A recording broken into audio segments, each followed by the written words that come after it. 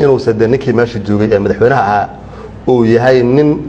sunniyaha u xiran yihiin oo aan sariig lahayn oo wax uu xirinayo iyo wax uu dhowray midna aan la arag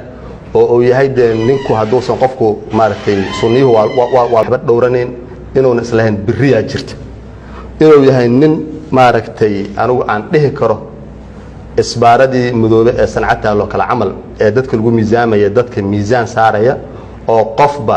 inta culayskiisu leeyahay ninkaas markii waaga u bariyo afarta jaha isku mid ah meeshuu rabo u duula meel la qabtana male waa iska socdaa wixii markaas la soo gudboonaado wax ka dhaha wax aragtiyana kama lahan waxaana dhihi karaa oo aan kama lahan waxaana dhihi karaa